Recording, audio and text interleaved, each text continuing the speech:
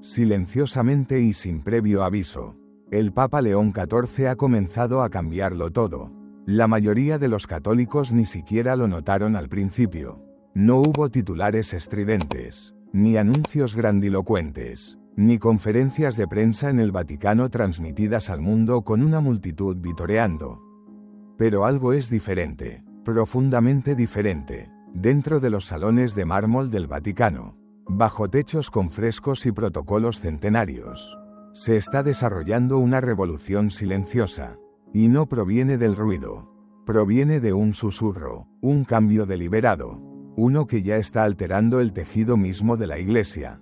Los susurros de reforma comenzaron a surgir apenas 19 días después de su papado.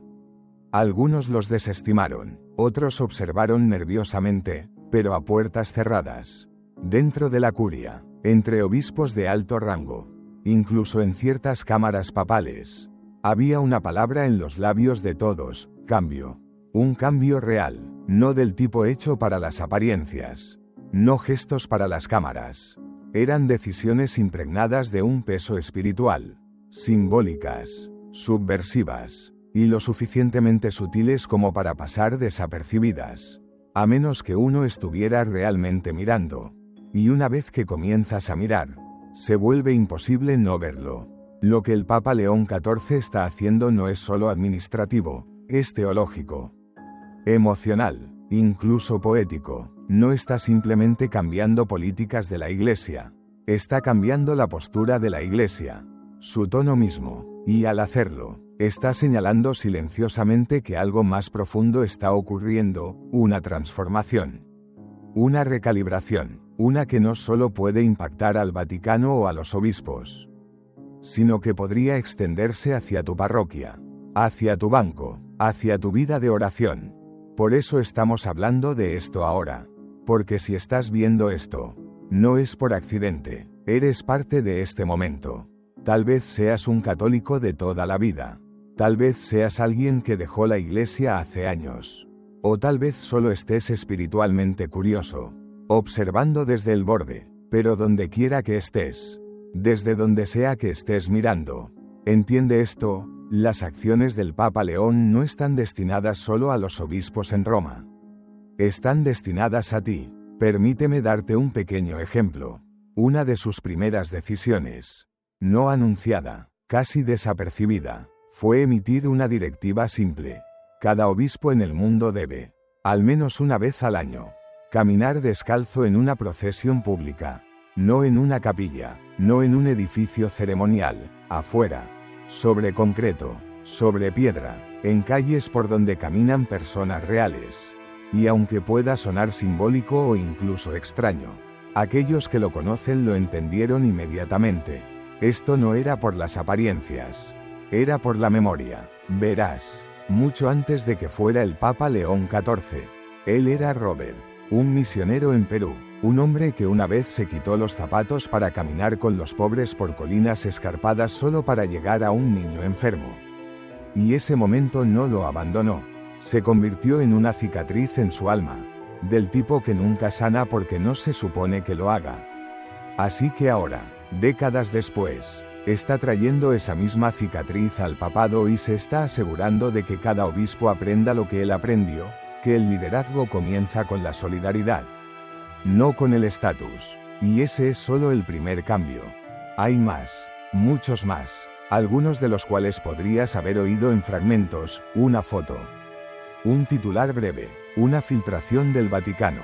Otros han sido silenciosamente enterrados, dejados sin mencionar por medios que no saben qué hacer con la santidad silenciosa.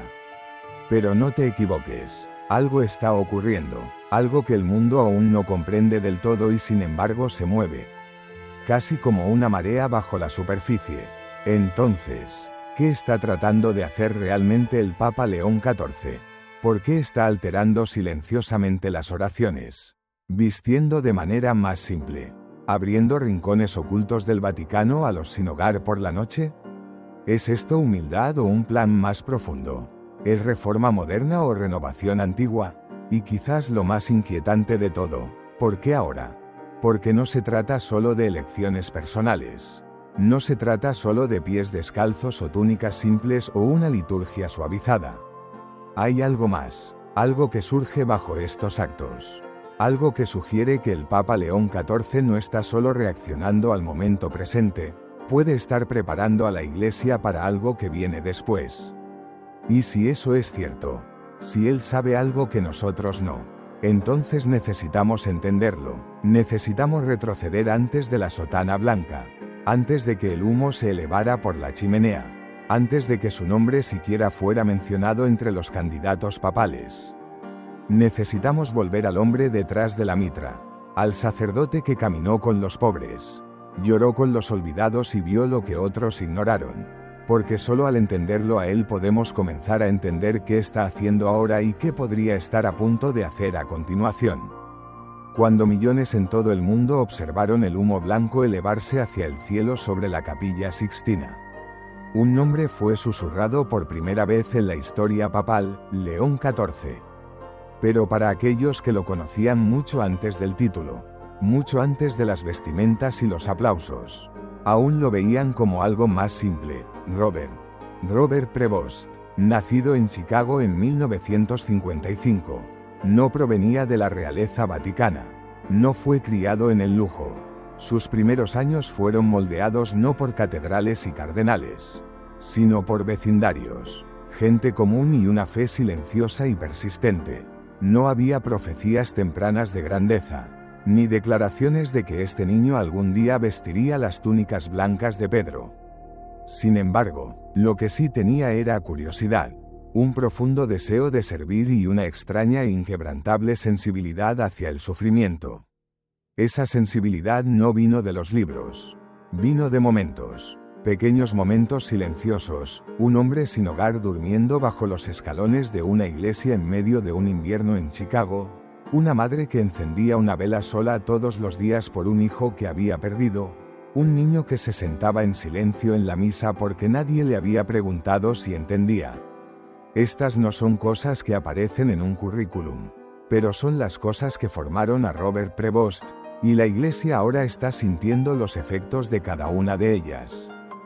Tras unirse a la Orden de San Agustín, estudió teología y derecho canónico, pero su alma seguía atraída no por los corredores pulidos del poder, sino por los caminos impredecibles de la misión. Ese impulso finalmente lo llevó lejos de Chicago, a Perú, donde sirvió durante casi una década en comunidades remotas y empobrecidas que pocos funcionarios de la iglesia siquiera visitaban. Allí, en los Andes y los márgenes de la selva, se convirtió en algo más que un sacerdote. Se convirtió en un hermano para la gente.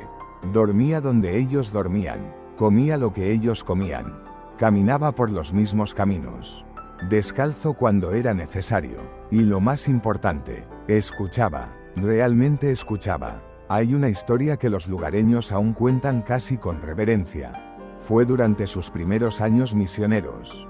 Un pueblo había sufrido una serie de pérdidas, enfermedades, un deslizamiento de tierra, una mala cosecha. La gente se sentía olvidada.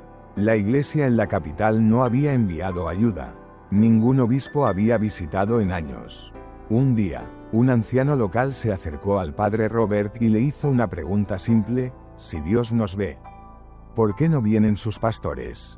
Robert no respondió con teología, no predicó. En cambio, se quedó, ayudó a reconstruir casas, oró en cocinas, bautizó bebés con agua traída de pozos agrietados. Y eventualmente, ese mismo anciano le dijo algo más: tal vez la iglesia no nos ha olvidado. Tal vez tú eres como ella recuerda. Esa humildad, esa presencia paciente, es lo que lo define. E incluso después de regresar a roles de liderazgo superiores en Roma y eventualmente convertirse en obispo, Robert nunca abandonó esa piel de misionero. Seguía caminando despacio, seguía haciendo preguntas, seguía evitando la alfombra roja. Cuando fue elevado a cardenal y luego considerado como candidato a papa, los expertos vaticanos lo subestimaron. No hacía poses, no hacía campaña, no se le veía en todas las cenas. Pero aquellos que prestaban atención notaron algo más: no necesitaba un reflector porque la gente lo escuchaba de todos modos. Su presencia era silenciosa, pero cambiaba la sala, no por demanda, sino por profundidad. Y luego vino el cónclave. Su elección sorprendió a muchos, especialmente a los medios de comunicación, que apenas lo habían mencionado en sus pronósticos. Pero una vez que ocurrió, esos mismos reporteros se apresuraron a conocer su historia y descubrieron algo que quizás lo explicaba todo. No era como los demás. A diferencia de los papas recientes que asumieron el cargo con reputaciones ruidosas, reformadores, tradicionalistas, intelectuales, diplomáticos, el Papa León XIV llegó con algo más difícil de definir, no una agenda, un tono, y es ese tono el que está comenzando a transformar la Iglesia. No hace discursos dramáticos, no adopta posturas políticas, en cambio, hace movimientos simbólicos, pequeños gestos con grandes consecuencias. No está tratando de pelear con el mundo, está tratando de alcanzar su alma. Un asistente del Vaticano dijo, según se informa, después de su primera semana, no lo oyes venir, pero para cuando levantas la vista, ya ha cambiado algo. Esa puede ser la descripción más precisa de su liderazgo hasta ahora. Es fácil confundir el silencio con debilidad, pero eso sería un error. Los cambios del Papa León XIV no son reactivos, son estratégicos. Entiende el peso de la tradición, pero más que eso, entiende el peso del silencio, cómo décadas de ruido institucional han ahogado el susurro de Cristo. Y eso es lo que está intentando restaurar. Quiere que la gente sienta ese susurro nuevamente, que recuerde que la Iglesia no solo habla, escucha, y cuando habla, debería hablar por los más pequeños, no por los más ruidosos. Por eso se viste más simplemente. Por eso camina con los pobres. Por eso no inunda las redes sociales con declaraciones y apariciones. Porque no está tratando de ser una celebridad. Está tratando de ser un pastor. Y en su primer acto simbólico como papa, lo dejó perfectamente claro. Porque lo que el Papa León XIV hizo a continuación no fue solo inusual. No fue solo sorprendente, impactó incluso a los expertos vaticanos más experimentados. Apenas 19 días después de su papado, el Papa León XIV emitió una directiva que a primera vista parecía casi surrealista. No era una política sobre doctrina, no era un concilio vaticano ni una declaración teológica. Era simple, directa y, para muchos, absolutamente impactante. Cada obispo en el mundo debe caminar descalzo en al menos una procesión pública cada año. Sin excepciones, sin escapatorias ceremoniales, no en iglesias, no sobre mármol pulido, sino afuera, en las mismas carreteras caminadas por su gente, en ciudades, en pueblos, sobre piedra, sobre concreto, sobre tierra, sobre pavimento abrasador en verano o asfalto frío y agrietado en invierno. No estaba destinado a ser dramático, pero para muchos dentro de la jerarquía de la Iglesia, se sintió como un temblor. Durante siglos, los obispos han caminado vestidos con capas de seda y vestimentas bordadas, a menudo en procesiones adornadas con doseles con bordes dorados e incienso. Son pastores espirituales, sí, pero también son vistos como una nobleza eclesial. Las procesiones no son solo espirituales, son parte de la majestuosidad visible de la tradición católica. Así que, para el Papa, apenas 2 semanas después de su elección, emitir un mandato tan físicamente humillante lo sacudió todo. Pero para aquellos que lo conocían, tenía perfecto sentido. El mandato no fue una maniobra publicitaria, no fue un simbolismo vacío, fue personal, fue memoria convertida en mandato. Décadas antes, en el calor de un verano peruano, el padre Robert caminó descalzo por un pueblo remoto para llegar a una niña enferma, cuyo hermano había llegado corriendo a la casa de la misión pidiendo ayuda. El sacerdote que debía servir al pueblo había caído enfermo. Nadie más venía. El niño no usaba zapatos. Ni su hermana, ni la mayoría en el pueblo. Y así, el padre Robert se quitó las sandalias. Levantó el dobladillo de su túnica y caminó descalzo detrás de él por un camino lleno de guijarros, espinas y polvo abrasador. Sus pies sangraron, sus piernas se acalambraron, pero cuando llegó, los aldeanos no se arrodillaron, no se inclinaron. Una mujer simplemente besó su mano y dijo: ahora creemos en ti. Viniste como nosotros. Ese momento lo cambió para siempre. Había estudiado teología en Torres de Marfil, pero ese día aprendió algo diferente, que el liderazgo solo importa si la gente ve que estás con ellos, no por encima de ellos. Esa es la teología que el Papa León XIV está promulgando silenciosamente. Y por eso este mandato descalzo no fue solo excéntrico, fue explosivo, porque detrás de él yace un desafío mucho mayor que el calzado. Es un desafío al corazón jerárquico de la Iglesia moderna. Durante siglos, los obispos han caminado al amparo de una estética real, catedrales construidas como palacios, procesiones reminiscentes de coronaciones, mientras la Iglesia a menudo ha predicado la humildad. Sus apariencias, sus rituales, a menudo han susurrado algo más: distancia, poder, separación. León está dando la vuelta a eso. No está aboliendo la grandeza, no está cancelando la tradición, pero está recordando silenciosamente a todos, desde cardenales hasta catequistas, que la gloria de la Iglesia no proviene del oro ni de las túnicas. Proviene de la identificación con Cristo.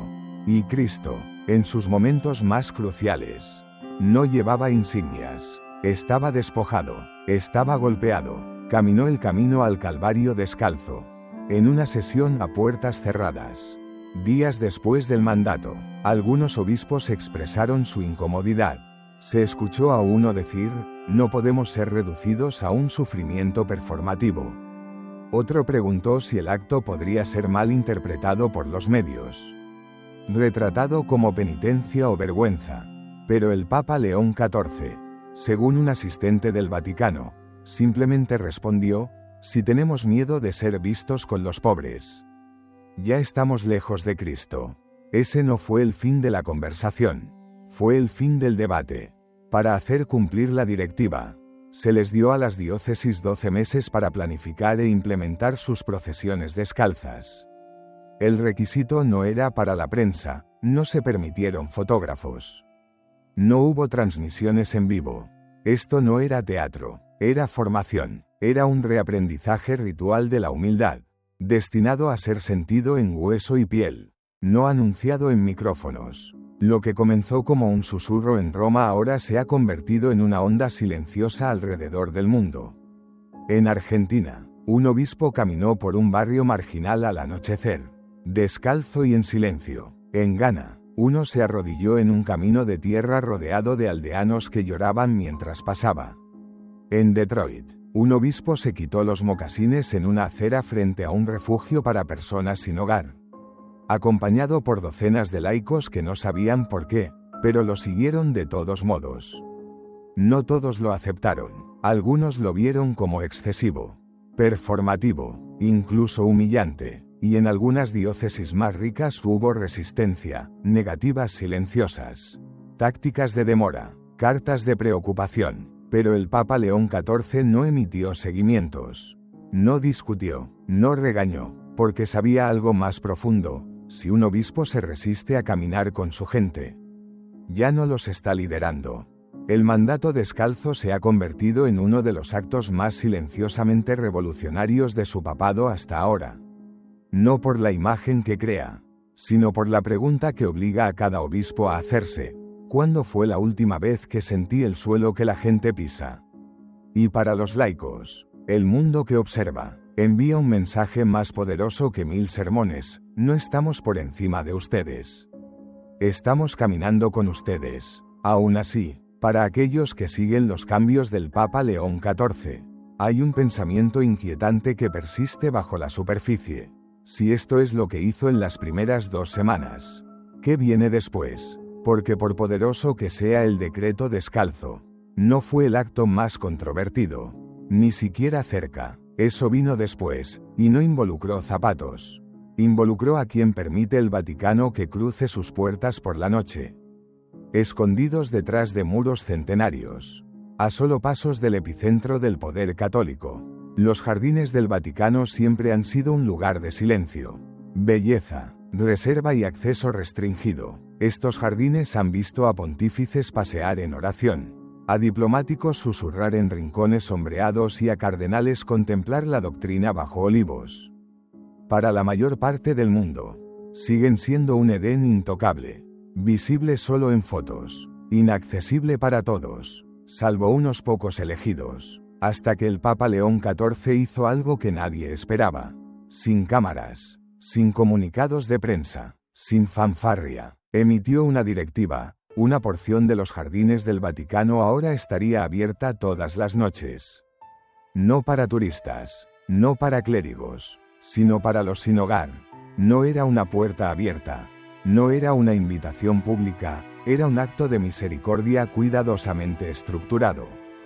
Cada noche, un pequeño grupo de personas, aquellos ya conocidos por la Iglesia, los que duermen en callejones cerca de San Pedro o bajo puentes en la ciudad, serían traídos silenciosamente, sin cámaras, sin voluntarios tomándose selfies, solo ellos, un pedazo de césped, comida caliente, mantas limpias y silencio, el silencio de la dignidad siendo restaurada.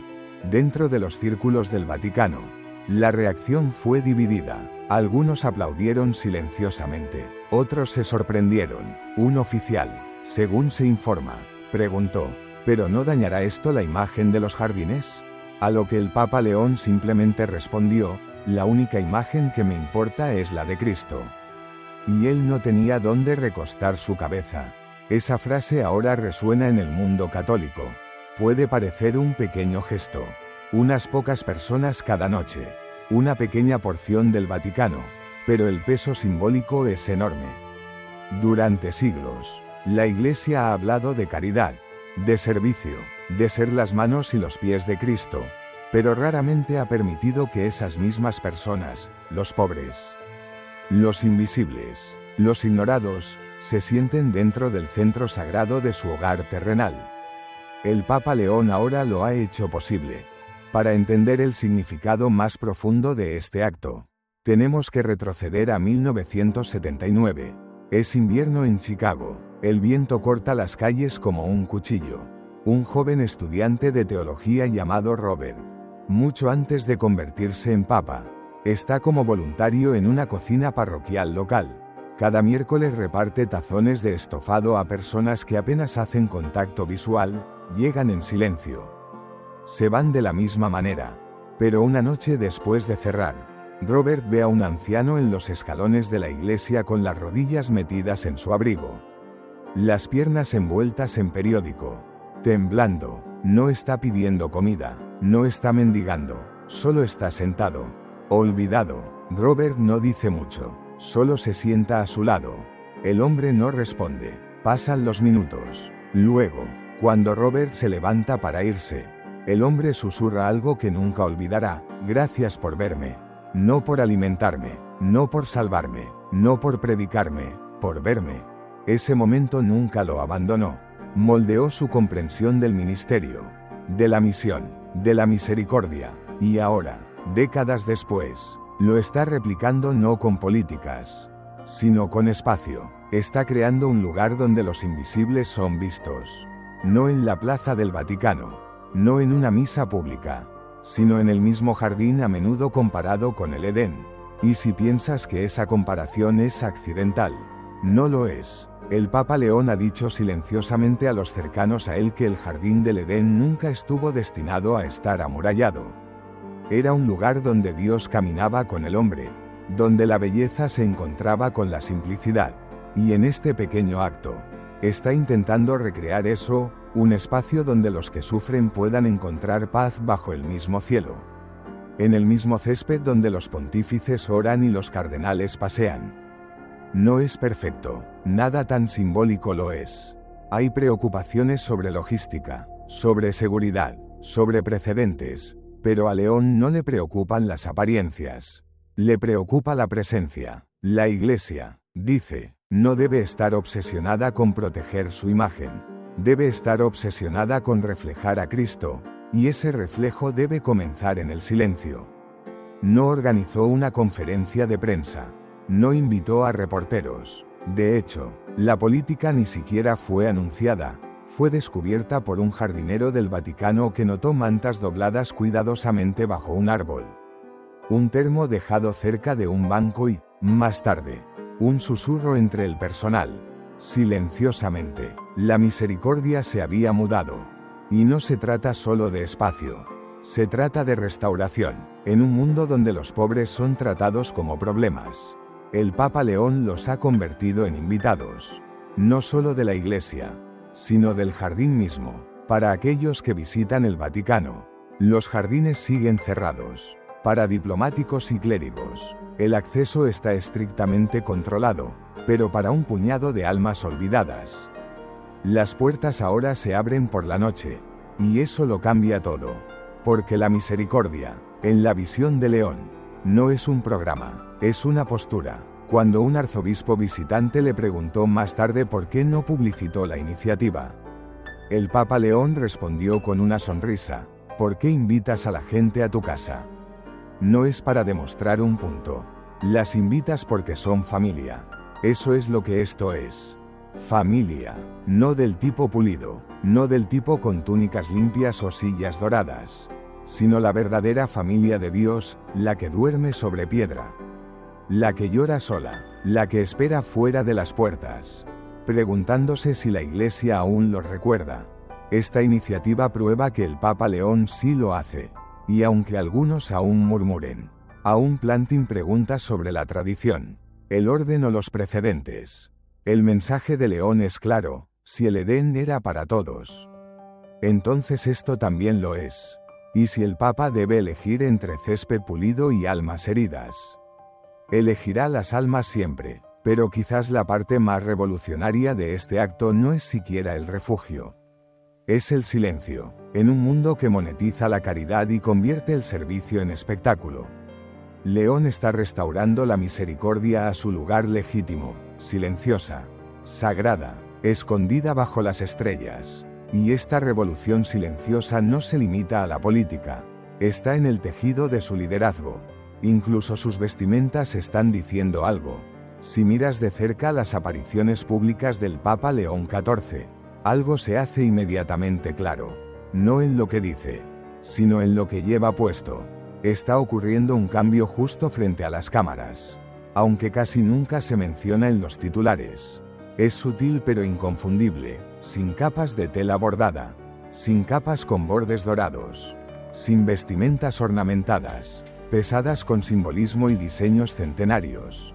Entra en la Basílica de San Pedro no como una figura real, sino como un sacerdote servidor. Su túnica es blanca y sencilla, su cruz es pequeña, su mitra, cuando la lleva, es simple y sin adornos. Para muchos, parece que solo está reduciendo la moda, pero en verdad es uno de los mensajes más fuertes que ha enviado. Porque León no solo se está vistiendo diferente, está redefiniendo cómo se ve la autoridad. En una iglesia donde la tradición habla a través de las vestimentas y las prendas litúrgicas cargan un profundo simbolismo. Cada hilo importa, desde el color del solideo hasta la textura de la capa. La imagen papal siempre ha transmitido poder, dignidad y elevación espiritual. Pero León parece estar haciendo una pregunta diferente: ¿y si la gente no necesita elevación? ¿Y si necesitan conexión? Se le ha citado diciendo en privado: la gente tiene hambre de verdad, no de tela. Y esa frase, silenciosa y penetrante, está reformulando la forma en que los católicos de todo el mundo ven el papado. Los críticos han expresado silenciosamente su incomodidad. Algunos obispos han susurrado preocupaciones de que demasiada simplificación podría debilitar la majestuosidad visual de la Iglesia. Después de todo, los símbolos importan, los rituales importan, las túnicas, las cruces, los anillos, todos cuentan una historia. Pero el Papa León no está descartando la historia.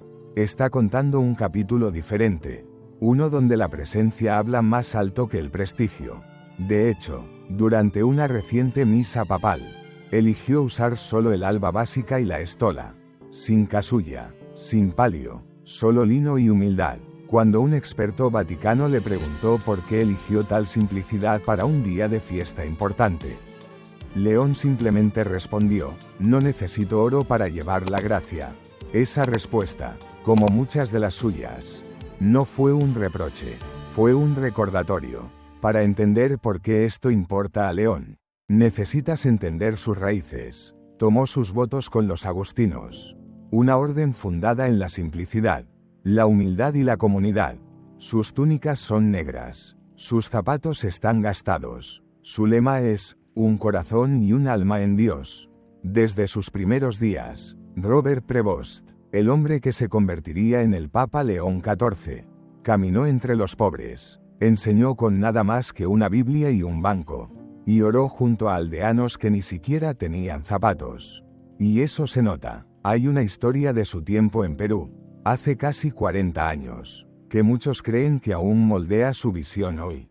En un pueblo de montaña demasiado pequeño para los mapas, llegó vistiendo la única túnica que tenía, sencilla y remendada. Después de la misa, una niña pequeña se acercó, tiró de su manga y dijo: tú vistes como nuestros padres. Cuando él se arrodilló para escuchar más de cerca, ella añadió: eso significa que también te importa como a ellos. Él ha llevado esa frase consigo desde entonces. Para León, el problema no es rechazar la tradición, es reconectarla con la gente. La Iglesia nunca estuvo destinada a estar envuelta en distancia. Estaba destinada a vivirse en piel y sudor, en pies que caminan entre los pobres, en manos que bendicen sin guantes. Así que cuando León elige lino en lugar de encaje, o cuando instruye a los fotógrafos que no se centren en sus vestimentas durante los eventos, no está siendo rebelde, está siendo deliberado, porque cuanto más ve la gente oro, menos ve el Evangelio, y León quiere que el Evangelio sea lo único que recuerden. Esta humildad visual se ha extendido más allá de él. Algunos cardenales han comenzado a seguir su ejemplo, adoptando vestimentas más simples, anillos menos ornamentados y mitras más sencillas. Otros están resistiendo, inseguros de si el simbolismo será mal interpretado o mal utilizado.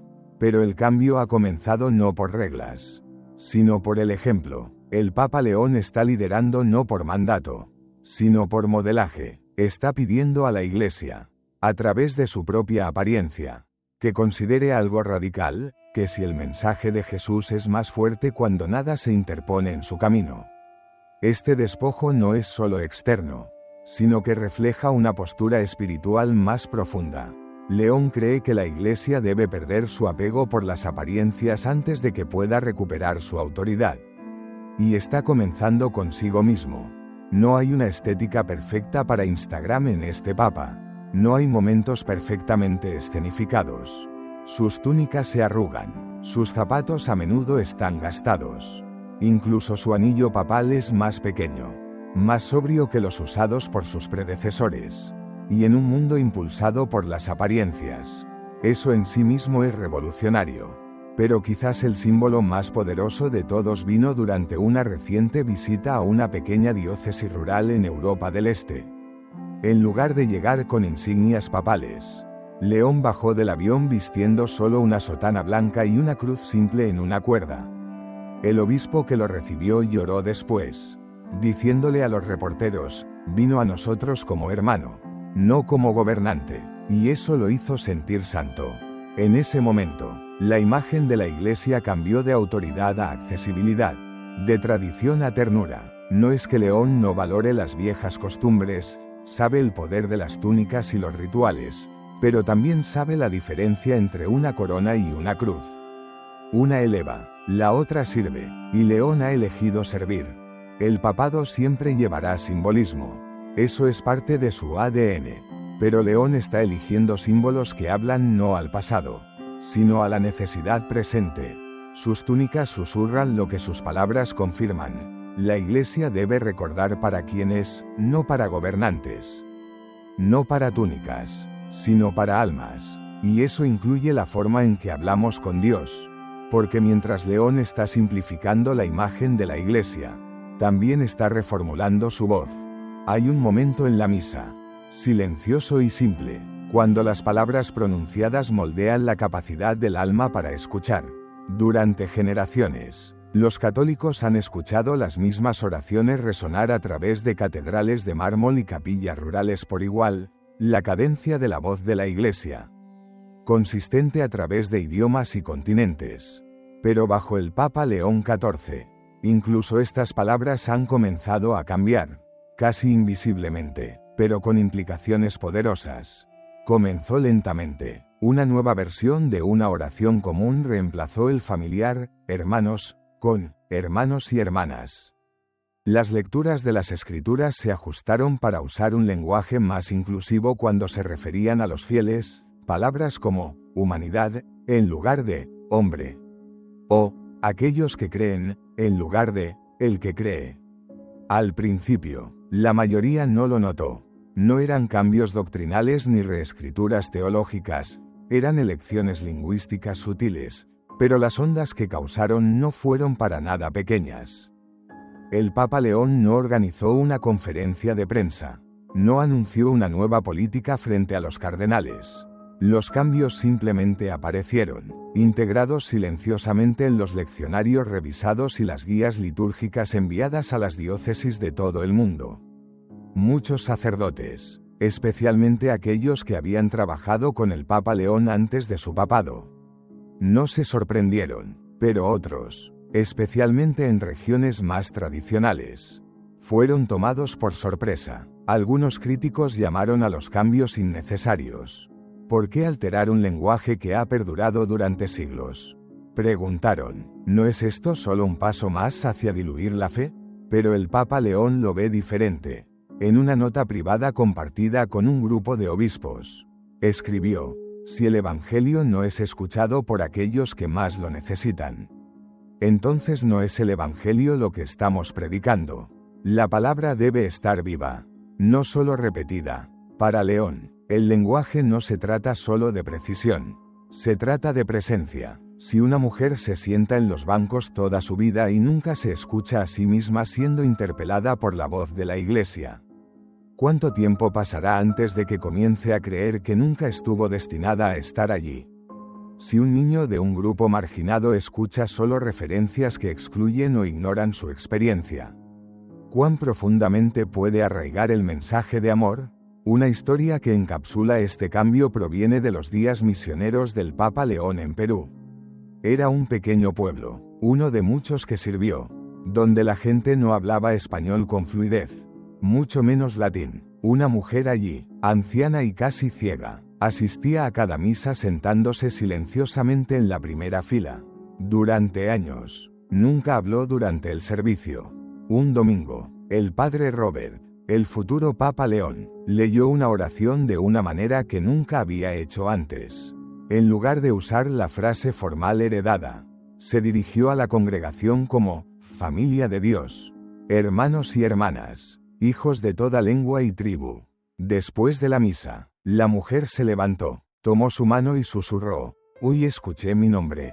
Era una metáfora. Por supuesto, no quiso decir su nombre literal. Quiso decir que se sintió vista por primera vez en su vida. El lenguaje de la Iglesia la envolvió como un chal en lugar de una piedra. Ella pertenecía. Ese momento nunca abandonó a León. Y ahora, mientras pastorea la Iglesia desde el corazón de Roma, se está asegurando de que otros sientan lo mismo. No ve estos cambios lingüísticos como políticos o modernos. Los ve como necesarios, incluso urgentes, no porque la Iglesia haya estado equivocada, sino porque el mundo ha cambiado. Y si la Iglesia no habla de una manera que invite, corre el riesgo de ser escuchada solo por aquellos que ya están dentro. Por supuesto, hay una base teológica para esto. Los evangelios nunca estuvieron destinados a excluir. Las parábolas de Cristo, sus milagros, sus compañeros de mesa, todos apuntaban a una inclusión radical. Sanó a mujeres y hombres, cenó con pecadores, elogió a extranjeros y levantó a los niños. Su mensaje no era de compromiso moral, era de bienvenida radical.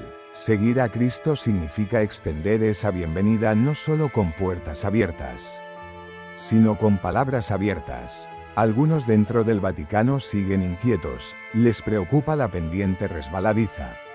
Hoy es, hermanos y hermanas. Mañana serán los credos completamente reescritos. El Papa León entiende esa preocupación. Después de todo, es teólogo antes que reformador. Sus cambios nunca se hacen a la ligera, pero lo ha dejado claro. La reverencia no es repetición. Y el Espíritu Santo nunca ha estado limitado por la gramática. Cuando un cardenal conservador le preguntó sobre la necesidad de estas frases inclusivas, León respondió simplemente, cuando Jesús resucitó de entre los muertos. El primer nombre que pronunció fue María. La voz de la Iglesia debe hacer lo mismo. No fue un reproche, fue un recordatorio de que la resurrección fue para todos. Y también deben serlo las palabras que usamos para describirla. También hay una creciente conciencia entre los católicos jóvenes de que la Iglesia debe escuchar si quiere liderar. En parroquias de Europa y América del Norte, muchos jóvenes adultos reportan sentirse alienados no por la fe en sí misma, sino por su tono. El hambre espiritual permanece, el deseo de conexión, de verdad, de santidad aún está ardiendo. Pero cuando las oraciones pronunciadas cada semana se sienten distantes o extranjeras, la llama titila. Los cambios de León, aunque pequeños, ya están marcando una diferencia. Una joven en Chicago dijo después de la misa, sentí que la Iglesia finalmente me miró a los ojos. Sin embargo, el Papa también ha sido cuidadoso de no descartar la tradición, el núcleo de las oraciones, la teología, la estructura, la belleza, permanecen. La misa en latín aún se celebra. El canto gregoriano aún resuena en los salones de Roma, pero en lugares donde las personas están sufriendo, excluidas o silenciadas, la voz de la Iglesia está surgiendo de nuevas maneras, no más fuerte, solo más clara. El lenguaje es poder, las palabras son ventanas, y bajo el Papa León XIV, la Iglesia está comenzando a limpiar el cristal, no para borrar el pasado, sino para hacer la luz más visible. Durante demasiado tiempo, ciertos grupos se han sentido invisibles en la liturgia, no porque les falte fe, sino porque nunca fueron nombrados. Ahora, lentamente, el nombramiento ha comenzado. Aún es temprano. Estos son solo los primeros temblores, pero apuntan a algo más profundo. Una creencia de que la voz de Dios no está limitada a un vocabulario, un género o una sintaxis. Es la voz del amor, llamando a cada alma por su nombre. Y justo cuando comenzamos a entender el lenguaje de la pertenencia, el Papa León XIV revela otro enfoque, uno que va mucho más allá del lenguaje humano, hacia la Tierra misma, porque incluso el planeta, dice, es parte del mensaje de Dios, y también ha sido silenciado durante demasiado tiempo.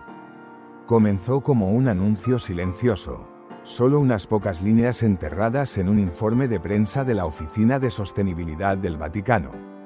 Pero no te equivoques, lo que el Papa León XIV declaró no fue un ajuste de política. Fue una declaración de guerra, una guerra espiritual, no contra personas ni siquiera contra instituciones, sino contra una mentalidad que ha tratado a la creación como una mercancía y no como un pacto. Lo llamó la Iniciativa del Vaticano Verde, y para el año 2030. Quiere que el Vaticano sea carbono neutral, no una neutralidad simbólica, sino un cambio real y medible. Paneles solares alimentando el Palacio Apostólico. Plásticos de un solo uso desapareciendo de cafeterías y oficinas. Desechos de comida compostados. Árboles nativos plantados. Sistemas sin papel reemplazando siglos de burocracia. En la superficie puede sonar como una limpieza ambiental, pero si escuchas cuidadosamente las palabras de León, oirás algo más profundo, una teología de la creación que se remonta al Génesis y avanza hacia el Apocalipsis. Esto no se trata de alineación política o relaciones públicas. Se trata de arrepentimiento, de cómo la Iglesia trata el regalo que se le dio cuando Dios dijo, es bueno. La convicción de León no vino de un libro de texto, vino del humo y de los niños que tosían. Era 1992, y el entonces padre Robert Prevost había viajado a un pequeño pueblo cerca del borde del Amazonas peruano. Había estado allí antes, años antes. Recordaba cómo los árboles solían tararear con el canto de los pájaros. Cómo el río había danzado con la luz del sol. Pero esta vez, algo estaba mal. Los árboles se habían ido, cortados, quemados, despejados. El aire estaba cargado de humo. Vio a niños tosiendo junto al río, sus pulmones llenos de cenizas. El agua ya no era clara. Corría marrón con limo y basura. Una niña, de no más de 10 años, se cubría la boca con un trozo de tela rota y le dijo: «Ya no podemos orar bajo los árboles. Todos se han ido». Ese momento nunca lo abandonó. Años después, cuando se convirtió en obispo, financió iniciativas de agua limpia y se asoció con agricultores locales para replantar árboles nativos. No porque fuera moderno, sino porque era fiel. «Dios no nos pide que dominemos la tierra», dijo una vez a una pequeña congregación, «sino que la cuidemos como una promesa». Ahora, como Papa, está trayendo esa promesa al corazón del catolicismo global. Y no todos están complacidos. Algunos dentro del Vaticano dicen que es innecesario. «Somos una iglesia», dijo un oficial, según se informa, no una agencia ambiental. Pero León no ve una división entre las dos. Durante un discurso público el 20 de mayo de 2025, dijo: «No podemos predicar el cuidado del alma mientras ignoramos el hogar que la contiene. La tierra es un regalo de Dios. Debemos protegerla». Es un recentrado teológico que desafía cómo la Iglesia a menudo ha tratado el ambientalismo como periférico, opcional, incluso político. Para León, no es ninguna de esas cosas. Es sacramental, es litúrgico, es una forma de adoración. Y la forma en que vive lo demuestra. Ha reducido los viajes en avión, reemplazado los autos oficiales del Vaticano con vehículos eléctricos e instalado sistemas de ahorro de agua en los jardines vaticanos. Ha rechazado arreglos florales costosos para la misa, optando en cambio por plantas que pueden ser replantadas. Durante una misa al aire libre, llevó una vestimenta hecha de materiales reciclados, tejidos por mujeres indígenas. Cuando le preguntaron por qué, dijo: «Porque la liturgia no solo debe reflejar el cielo, también debe cuidar la tierra. Esto no se trata solo de apariencias. Se trata de ortodoxia». León ve la creación no solo como un telón de fondo para el drama humano, sino como un personaje en la historia de Dios, un personaje que gime con anhelo. Como escribió Pablo en la carta a los Romanos, capítulo 8, por la redención que está por venir. El Papa cree que no estamos destinados a gobernar la creación con puños de hierro, sino a cuidarla con manos abiertas. Y por primera vez en la historia del Vaticano, la creación no solo está siendo discutida por obispos y teólogos, sino por científicos, activistas juveniles y católicos comunes de todo el mundo. La iniciativa del Vaticano Verde incluye consejos de escucha formados por expertos ambientales y agricultores. Estos consejos tienen la tarea de asesorar a las diócesis locales sobre cómo adaptar estas reformas. Desde instalar paneles solares en los tejados de las parroquias hasta crear confesionarios verdes, lugares donde el cuidado de la tierra se incluye en la reflexión espiritual. Pero no toda la resistencia ha venido de dentro del Vaticano. Algunos medios de comunicación han criticado la iniciativa como una distracción de problemas eclesiales más urgentes. ¿Por qué hablar de árboles?, se burló un titular, cuando la gente está dejando los bancos. Pero la respuesta de León fue directa: no se van porque hablemos de árboles. Dijo: se van porque no nos ven viviendo el Evangelio. Esto es el Evangelio, y en muchos sentidos, ese es el corazón de todo. Las reformas ambientales de León no son ambientales primero, son espirituales primero. Están arraigadas en una visión de la Iglesia no como una institución aislada, sino como un cuerpo, con pulmones que respiran el mismo aire, con pies que caminan el mismo polvo y con manos que deben plantar. No solo predicar. En el mismo informe de prensa, el Papa León dijo algo que ya ha comenzado a resonar en homilías y clases de catecismo en todo el mundo: no hay santidad en los vitrales si el cielo encima de ellos está muriendo. Es una frase que captura tanto su profundidad poética como su fuerza teológica. No está pidiendo a la Iglesia que se convierta en ambientalista, está pidiendo que sea fiel. Fiel a la tierra que gime, fiel al Creador que la llamó buena, fiel a los pobres que sufren primero cuando la tierra sufre más. Porque para León, un planeta moribundo no es una crisis de política, es una crisis de fe. Y esa crisis ahora se está convirtiendo en un punto de reunión para el futuro de la Iglesia. Las diócesis en Brasil, Filipinas y partes de África ya han lanzado sus propias versiones locales de la iniciativa del Vaticano Verde. Algunas están organizando sábados Laudato Si, donde las parroquias dedican un domingo cada mes al cuidado de la creación, plantando árboles, limpiando ríos, estudiando encíclicas y orando por la conversión ecológica. Otras están formando equipos climáticos juveniles que combinan espiritualidad con acción, ofreciendo a los jóvenes un camino de regreso a una iglesia que habían comenzado a creer que estaba en silencio. Y todo esto apunta a una cosa: los cambios del Papa León no son solo administrativos. Son transformadores, no son ruidosos, pero son duraderos. Porque sabe que la Iglesia no solo es juzgada por lo que dice, sino por lo que preserva. Y tal vez por eso la guerra espiritual más importante que la Iglesia está librando ahora ha comenzado con agua, aire, fuego y suelo. Lo llamaron descentralización, pero esa palabra no captura lo que realmente está sucediendo. Esto no es solo un cambio en el papeleo o una redistribución de la autoridad del Vaticano. Lo que el Papa León está haciendo es reconstruir la Iglesia desde cero. No con fanfarria, no con truenos desde el púlpito, sino con escucha, una escucha profunda y humilde, y con la confianza de que al pueblo de Dios no siempre se le necesita liderar desde arriba. A veces, se le debe confiar que lidere desde donde ya está. Durante siglos, el Vaticano ha operado como un imperio espiritual.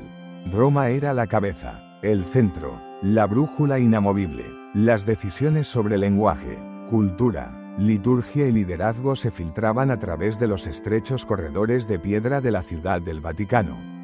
Los obispos y sacerdotes en países lejanos tenían que esperar instrucciones.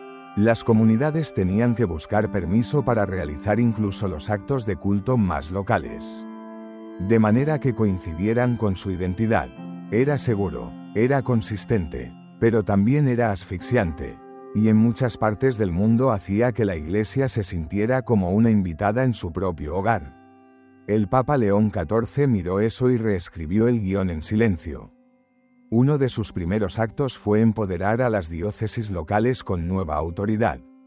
Bajo su guía, los obispos de todo el mundo ahora pueden tomar sus propias decisiones sobre ciertos elementos litúrgicos, prácticas pastorales e incluso adaptaciones culturales a la vida de oración sin esperar la aprobación de Roma. Las iglesias locales están siendo invitadas a hablar su propio idioma espiritual nuevamente. Y ese cambio podría ser más poderoso que cualquier encíclica. No hizo un anuncio ruidoso, simplemente convocó una reunión a puertas cerradas con asesores clave. Compartió su visión y luego les permitió llevarla adelante. Un alto funcionario que pidió no ser nombrado lo describió más tarde así: no dijo, estamos cambiando todo. Dijo, finalmente estamos escuchando. Y eso fue suficiente para mover montañas. La historia de por qué León confía en el liderazgo local puede rastrearse, como tantas otras cosas, hasta Perú. Era 1988. El padre Robert, mucho antes de convertirse en Papa León, había sido enviado a un pequeño pueblo en lo alto de los Andes. La iglesia era apenas más que una choza, no había electricidad, ni teléfonos, ni una forma fácil de contactar a sus superiores en Lima. No había un sistema formal para guiar a los lugareños en sus prácticas espirituales. Al principio estaba ansioso. ¿Cómo podrían dirigir una iglesia sin órdenes de arriba? Entonces lo vio. Los aldeanos no esperaban instrucciones. Cantaban himnos transmitidos de generación en generación. Realizaban bautismos con alegría y reverencia.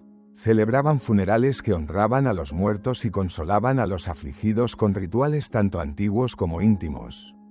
Las mujeres enseñaban historias bíblicas a los niños bajo los árboles. Los hombres construían altares simples de piedra y tela. La iglesia estaba viva allí, no porque alguien le dijera qué ser, sino porque había crecido como un árbol desde el suelo de su fe. Un domingo por la tarde, el padre Robert le preguntó al anciano del pueblo por qué nunca intentaron contactar a la diócesis principal para obtener orientación. El anciano sonrió y dijo, porque Dios ya vive aquí. Solo escuchamos. Esa frase nunca lo abandonó. Moldeó cómo veía el poder, el liderazgo y la confianza.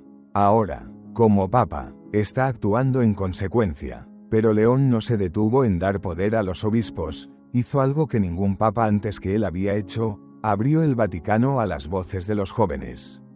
La creación de los consejos juveniles globales puede algún día ser vista como una de las decisiones más transformadoras de su papado. No son paneles simbólicos, son consejos reales formados por adolescentes, estudiantes universitarios y jóvenes adultos católicos de todos los continentes, que se reúnen regularmente en línea y en persona para ofrecer ideas, retroalimentación y visión directamente a los departamentos del Vaticano. Y lo más impactante aún es que algunos de estos jóvenes están siendo llevados a Roma. No para fotos, sino para reuniones reales con influencia real. Uno de los chicos que se unió al Consejo Africano, un joven de 16 años de Ghana, dijo después de su primera sesión: no pensé que a alguien en Roma le importara lo que pienso, pero ahora sé que al Papa sí le importa. La decisión de León de dar a los jóvenes un lugar en la mesa no fue al azar. Nació de décadas de escuchar. En sus primeros días como misionero, el padre Robert reunía a los jóvenes bajo árboles de mango después de la misa. Tocaba la guitarra, contaba historias y, lo más importante, escuchaba, no solo sobre la fe, sino sobre sus vidas, sus miedos, sus futuros. Un chico llamado Alio una vez le preguntó: ¿por qué nadie en Roma nos pregunta qué vemos? Robert no tenía una respuesta entonces, pero prometió: tal vez algún día lo hagan. Ese día ha llegado. En una conferencia de prensa, el Papa León XIV dijo: hablamos a menudo de los jóvenes como el futuro de la Iglesia, pero si nunca les preguntamos qué piensan. No estamos construyendo un futuro. Solo estamos esperando que uno aparezca. Algunos cardenales fueron escépticos, otros resistieron silenciosamente. Temían que los consejos pidieran cambios demasiado rápidos o hablaran con demasiada emoción. Pero León les recordó: cuando los jóvenes hablan con fuego, es porque el espíritu aún arde en ellos. Nuestra tarea no es apagarlo, sino cuidarlo como una llama. Esto marca un giro dramático desde la iglesia jerárquica de antaño, donde los jóvenes eran catequizados pero no escuchados, donde los laicos eran instruidos pero no invitados a dar forma a la dirección, donde la autoridad central mantenía un control firme sobre las riendas de la cultura y la innovación. La Iglesia de León es diferente, es más lenta, más gentil, más arriesgada, pero también más viva. Los críticos dirán que esto arriesga la fragmentación, pero la verdad es más compleja. Lo que el Papa León XIV está haciendo es redistribuir la responsabilidad espiritual. No para perder el control, sino para compartirlo, porque cree que Cristo no fundó una monarquía, sino una familia, y las familias no gobiernan desde balcones. Se reúnen alrededor de mesas. Si la Iglesia quiere sobrevivir a las tormentas que se avecinan, no puede ser un castillo. Debe ser un pueblo construido juntos, protegido juntos, confiado juntos. Y así llegamos a un punto de inflexión, una iglesia que escucha la voz local. Una iglesia que confía en los fieles. Una iglesia donde los jóvenes hablan a los mayores y los mayores responden con gracia. Y sin embargo, todo esto, dice el Papa León, aún no es suficiente. Porque incluso con todas las reformas, los consejos, los jardines y las oraciones, la Iglesia aún flaqueará si una cosa no sucede. Y eso es personal. porque la pieza final de su visión no tiene lugar en un salón de reuniones, sino en una caja de madera escondida en la sombra, iluminada por la misericordia. Y ahí es donde vamos ahora. Hay muchas formas en que un papa puede cambiar una iglesia, con políticas, con consejos, con comunicados de prensa, pero lo que el Papa León XIV ha hecho, lo que puede ser su cambio más importante, no se trata de política ni de poder, se trata del alma. Y no tiene lugar en una basílica ni en un informe, sino en la sombra silenciosa de algo casi olvidado, el confesionario. No llegó a los titulares de la manera en que lo hicieron sus reformas sobre la liturgia o el liderazgo. No hubo anuncios dramáticos ni reuniones globales, pero aquellos que lo notaron entendieron instantáneamente que esto no era sobre nostalgia. Era sobre sanación. En su novena reforma importante, el Papa León pidió silenciosamente que cada parroquia en el mundo ofreciera al menos 2 días completos al mes, 48 horas ininterrumpidas, donde las puertas de la iglesia permanezcan abiertas para la confesión.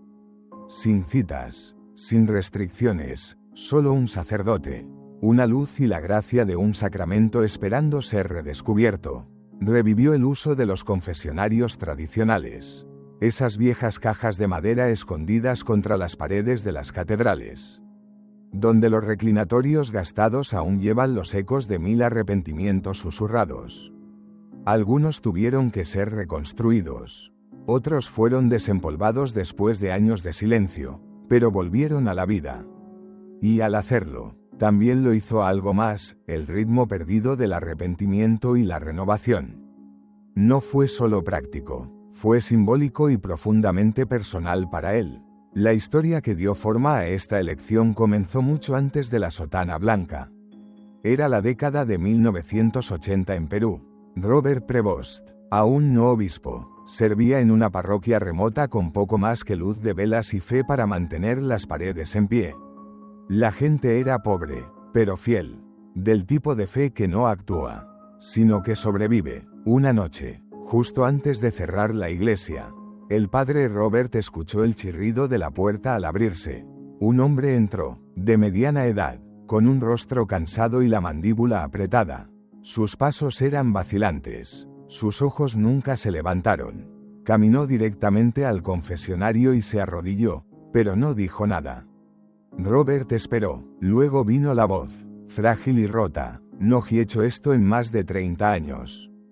El hombre confesó con palabras temblorosas años de fracasos, arrepentimientos y traiciones. Lloró, y cuando terminó, preguntó algo que Robert nunca olvidó: ¿es demasiado tarde para estar limpio otra vez? Robert no respondió con un sermón, simplemente extendió la mano a través de la rejilla, colocó su mano en la madera y susurró: nunca es demasiado tarde. Ese momento se quedó con él, no como una historia para contar, sino como una verdad para vivir.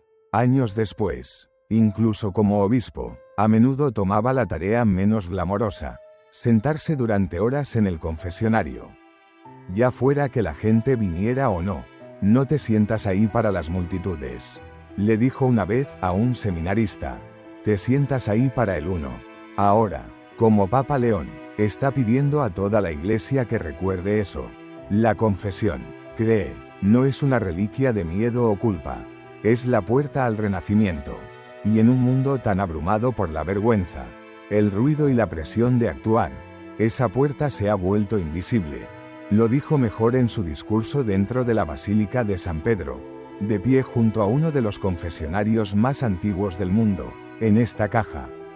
El alma aprende a respirar de nuevo. Debemos volver a ella, no por culpa, sino por gracia. Algunos católicos, especialmente en las ciudades modernas, levantaron las cejas. ¿No es la confesión algo anticuado? ¿No es algo que hemos superado? Pero León lo ve diferente.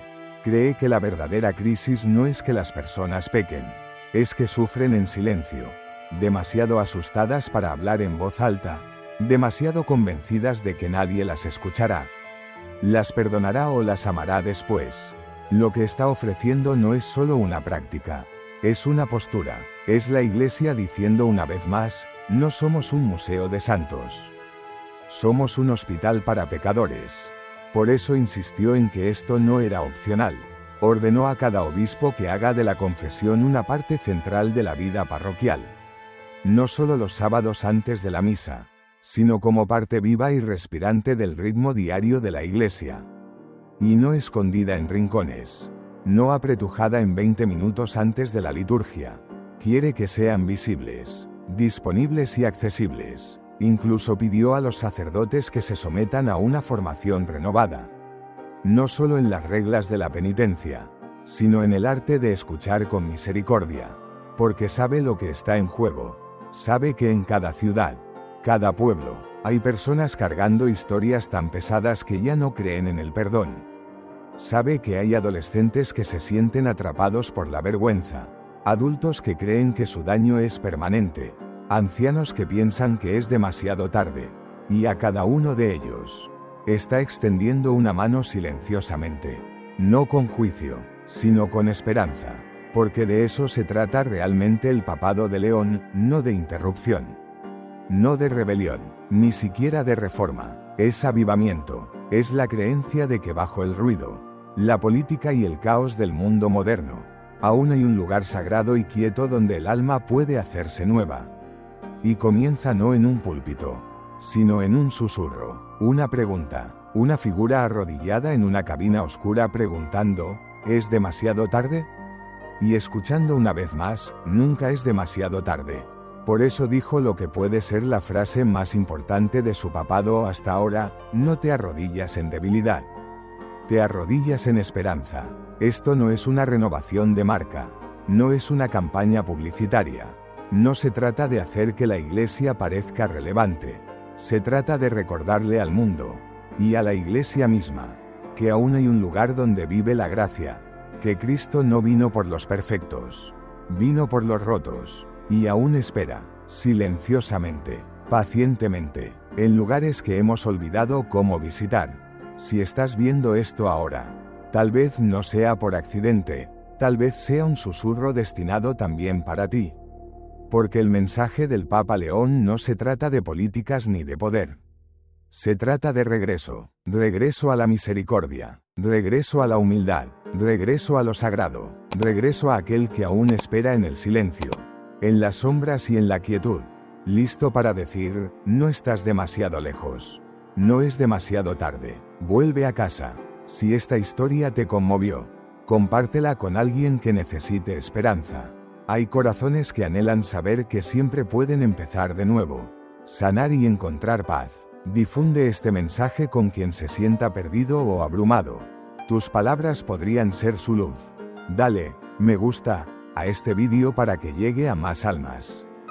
Suscríbete al canal para unirte a esta transformación y no guardes esta historia solo para ti. Alguien, en algún lugar, espera escuchar. No te arrodillas en debilidad. Te arrodillas en esperanza. Tu acción puede encender un camino hacia la misericordia. Hasta la próxima, y que Dios te bendiga siempre.